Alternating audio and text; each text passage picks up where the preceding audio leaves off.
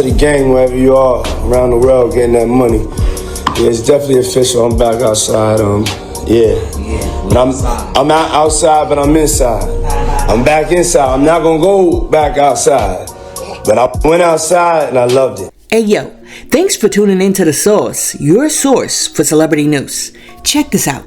The other day, Brianna Bonner Van Gobelin testified in the Diddy trial, and she testified to the fact that one night she was chilling at Cassie's house because she used to stay there a lot, and a lot of times she used to sleep on the floor or she used to sleep in the balcony. But on this day, Diddy came in and he was mad angry, so he picked her up and he dangled her from a 17th floor balcony. The way she explained it, Diddy had her hanging over that rail like he was Michael Jackson and she was Blanket. Anyhow, after Cassie heard some ruckus, she came out and she looked at him and she was like, "Really, Puff? Do you really have my friend dangling out the window?" So he grabbed her back in, flung her across the room, and she landed on some furniture. Brianna says that during the incident she was banged up pretty bad. So an ex-girlfriend that she was dating at the time that just so happened to be in a bathroom when the whole thing went down actually took some photos of her injuries on September 16th, 2016.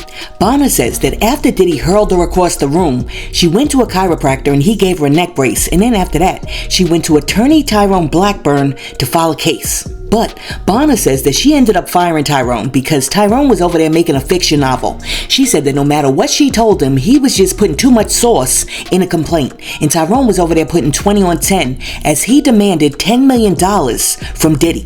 For example, Bonner said that she told Tyrone that once she was at a photo shoot and Diddy came up behind her and whispered in her ear, "I'm the devil and I can murk you." And during another incident, he dangled her off the balcony.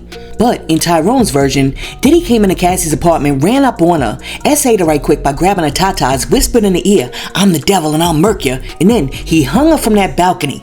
Anyhow, after a while, Bonner was like, it was just too much. So she ended up firing Tyrone and getting herself another attorney. Listen, let me know down below. It's one thing to mess up one case, but when you keep fumbling case after case, I gotta ask the question. At this point, do you guys think that Tyrone Blackburn is over there on Diddy's payroll, or do you think that Tyrone Blackburn is just one greedy behind ambulance chasing attorney? Alright, so Bonner also said that one time she was over at Cassie's apartment and Diddy just came barging through the door and he just threw a knife at Cassie.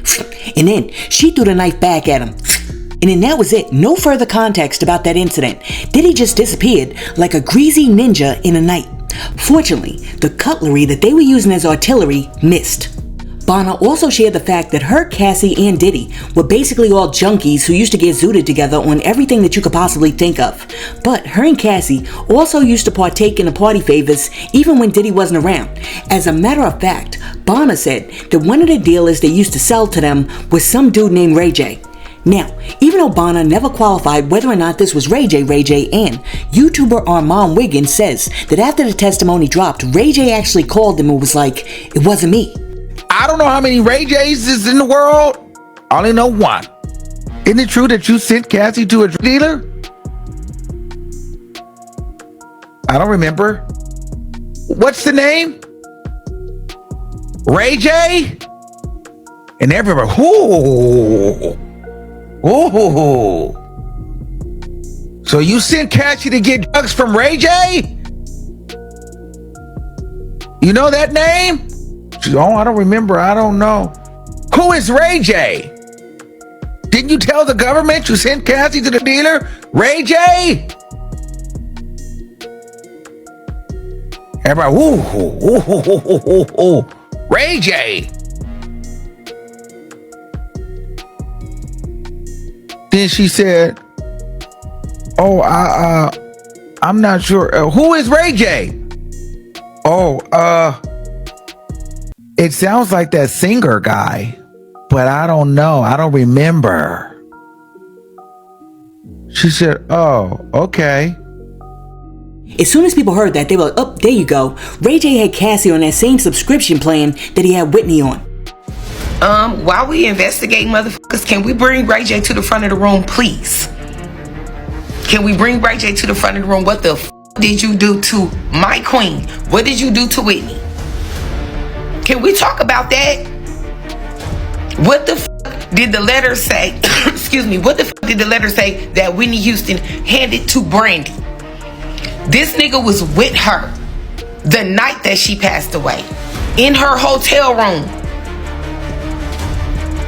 Can we get to investigating that, please?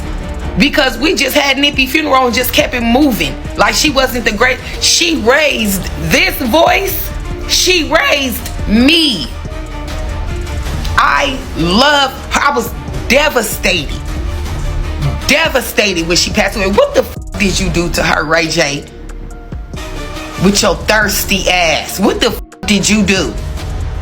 Alright, so people on social media also pointed out the fact that one time, Diddy took a picture with Ray J, and if you look at the table, there's a bottle of Visine sitting on the table next to the drinks. And we all know that during this trial, the feds testified that when they raided Diddy's hotel room, they found rugs in the Visine. Now, the first thing that Ray J did after Bonner dropped that testimony was jump online and say that if the feds want to catch him, they're going to have to catch him on an airplane because he's on his way to Antigua. If they on my Twitch, they better come get me down, cause I'm gone. And when I'm gone, ain't no turning back, nigga. I'm going to Antigua, nigga. I'm hitting Alki right now, I'm on my way to Antigua, nigga. We backing everything up right now.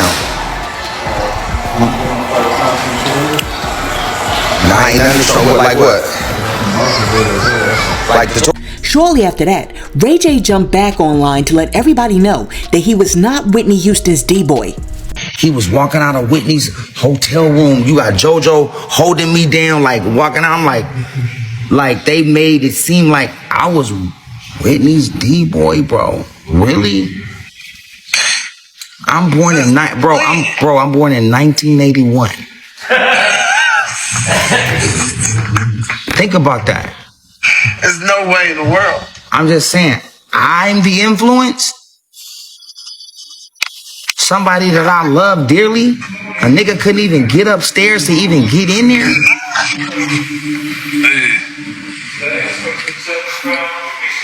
That's crazy. Bro, that's all on a nigga's left shirt, bro. Can I get another shirt? Can I get another shirt? They're running out of shit to say. But the problem is like, even though it was Diddy's defense lawyer that asked her the question, like, as she was like, you know what? Let's just throw Ray J in the mix too. Ray J. Yeah, what the f was that? Also, his lawyer asked that shit? My nigga, the defense lawyer. Yeah, that's what I was like. If it was the prosecutor, cause at first I thought it was the prosecution. I was packing my bags and I was going to Antigua. Out of the country. I was never coming back.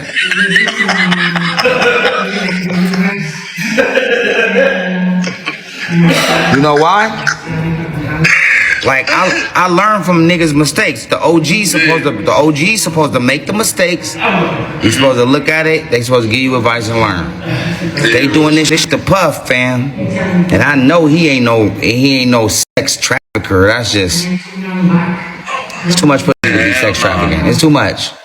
Yeah, that's crazy. Now what was done? Now look. Niggas trying to make shit out to be something different. But what was done to the maybe arguably not okay, right?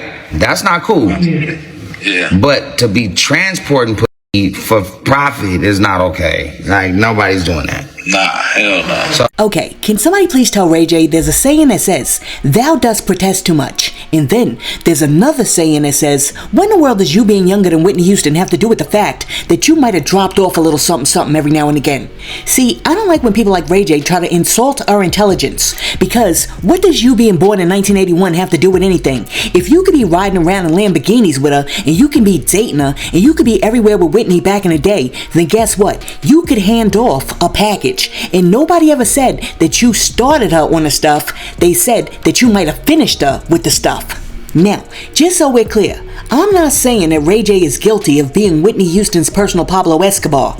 But what I am saying is that when you sit over there and you try to hit us with the 3-card Monty, and you say things like, nah, I couldn't have done that because I was born in 1981, you look guilty.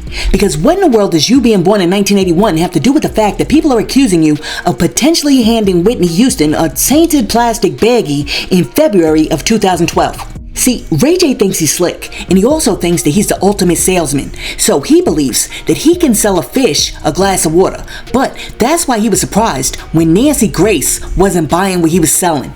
Nancy Grace. I mean, even if we disagree, Nancy Grace. I'm such a fan. I can't believe this. I just heard have a to rumor. You said that you thought Diddy was going to be found not guilty. Is that true? Did you say Oh that? my God, I'm about to have a debate with Nancy Grace. I'm Yes, on you, man. I'm 3 Yeah, inches no. up your tailpipe. Did you say he was going to get acquitted? Because I think you did. No, I also said that I think he'll be acquitted faster than what people think, and because I think this is a circus act, and I think So that you this said is acquitted and faster. Okay. I just feel I'll like see you at the sentencing, my friend. wow. Hey, Ray J, welcome. Right? I love this, and I love you, Nancy. But I have to disagree because I think that this is the most wildest case of like sexual conversation, right? Dirty fire pipes You mean and rape? like the Punisher and like, you know, everything else that goes with this. It's a very dirty situation. She told that man she was 3 inches up his tailpipe. Listen, hit that like button and also let me know something down below. Do you believe that the Ray J that Bonner's referring to is Ray J Ray J? I mean, if it is, that would explain why all of a sudden Ray J's acting more sporadic than usual, and he's changed his tune and started backtracking on his words to make it seem as if all the shade that he was originally throwing at Diddy was actually aimed at Suge Knight. You signed your life rights over to me. Google Ray J, Suge Knight, life rights. Google Ray J, Suge Knight, life rights, and you will see. The nigga has so much trust in me, he signed his whole life rights over to me. I didn't want them. I signed them right back. I don't want your dirty life. And I don't want the rights to them. Because your life has been all about taking. Asses is being taken in ways that nobody can explain. I wanted to say, and I'm talking about Suge Knight, but I didn't. But now I am.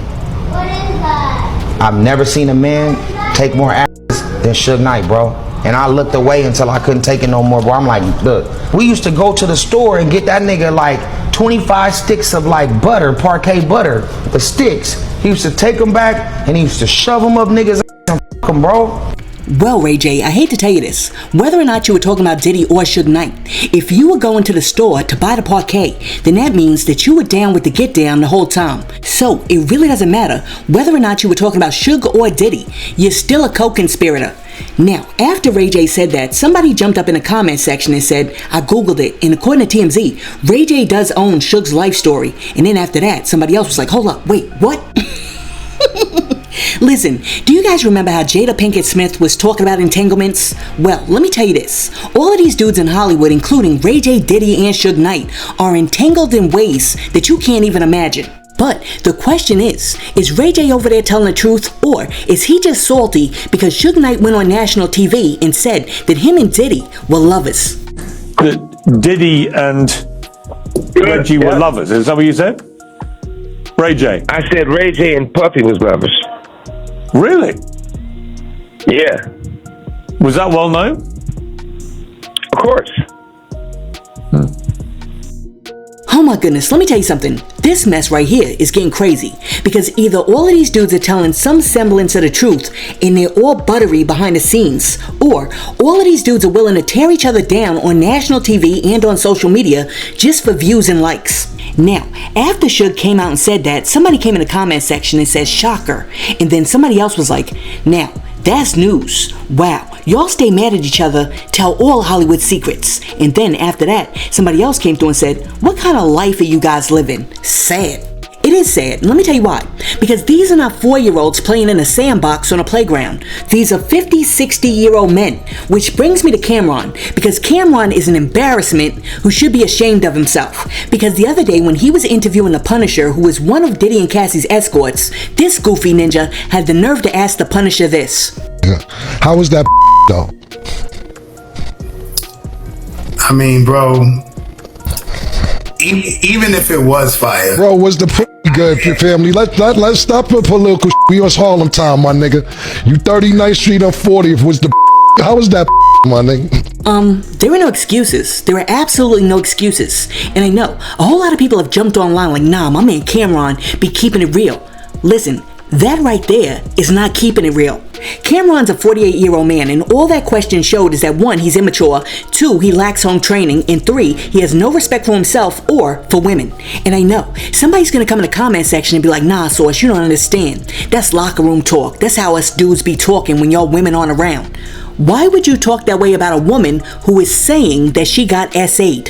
And for all you numbskulls who really don't seem to get it, let me see if I can flip the script so that you can understand. What Cameron just did right there was the equivalent of me going and speaking to my homegirl and saying to her, oh my goodness, you see that dude over there? That's the dude that SA'd me 10 years ago. And her looking at me and responding by saying, oh my goodness, that's horrible, but how is his D though? Did he put it down? Listen, let me tell you something. What Cameron just did right there is absolute trash because it shows that he lacks respect, empathy, awareness, and maturity. Anyhow, after he said that, some people came to his defense, and one person said, let's not act prudish. After what's being aired out in court and reported on all apps, people are tuning in every day to hear far worse. You know something? You know what I've learned over the years? Some people live their lives at the bottom of the barrel, and they like it down there because they don't know anything else. But their standards for what is acceptable are reflective of the bottom rung. And you'll never ever be able to explain to those individuals why Cameron's comment was utterly indecent and inappropriate, because their standards are just too low. So I'm not even going to try. Now, I will say this to be fair. For 90% of the interview, Cameron was doing pretty good. But then he just went off the rails and proved that he has no class. Alright, but enough about that. Judge Mathis has also weighed in on the Diddy trial, and Judge Mathis says that a lot of these people who Diddy was out here terrorizing were scared of Diddy because they're not really from the streets, because Judge Mathis said that any person that's really from the streets would never be scared of Diddy. He has a temper, and he's known for that, and people are in fear because of his temper. But street guys don't fear him because they know he's never been in the street. He was a kid, went to Catholic school, and then he was bullied. He tried to join up with some little gang in New York, I think Harlem, that weren't even engaging in crime. And his father, who was killed, was a big gangster in New York. And from my understanding, his mother, she wasn't nothing to play with, and she was associated with his friends from the past. Like I'm associated with my friend gangsters from the past. Right. And so there was a sense of fear in New York that the folks that were close to there was one in particular who was close to his dad, and everybody feared. Everybody feared in the nation. And so some say that that's why he felt such the liberty of being a tough guy. Listen, I agree with Judge Mathis 100%. Diddy might be street in Homely Hills, LA, but Diddy's not street in the street. You know what I'm saying? For example, if Diddy was all by himself and he was walking down Terrace Avenue in Hempstead, New York at like midnight, nobody in Hempstead would be scared of Diddy. As a matter of fact, if Diddy said the wrong thing, he might turn around and get his snot box rocked by like a 14-year-old chick from Hempstead High School. Because it's important to note that people aren't scared of Diddy. People are actually scared of what Diddy can get other people to do with his money. And let me also add this. People like Diddy know who they can mess with, okay? They're not going to try certain things with certain people. For example, they know that there's certain women who you're not going to ask to do certain things. So, they're never going to do it. I mean, for real, if I'm chilling with Diddy and he looks at me one day and he's like, yo, let me call this dude over. I'm going to look at him like, what for? And if he looks at me and he says, yeah, babe, I bought 24 bottles of baby oil for you to put on, I'm gonna look at him like he's crazy, and I'm gonna be like, hell no, that mess clogs my pores. If you wanna be shiny, go over there and be shiny on your own. So part of the hustle for people like Diddy is finding people who they know that they can manipulate. With that being said, let me ask you guys a question. Do you guys think that he got J-Lo? Do you guys think that he was having hotel nights with J-Lo and he had her over there with the male 304s that he got from Craigslist? Or do you think, nah, when he was with J-Lo, he must have kept that side of himself under wraps because J-Lo wasn't going for that?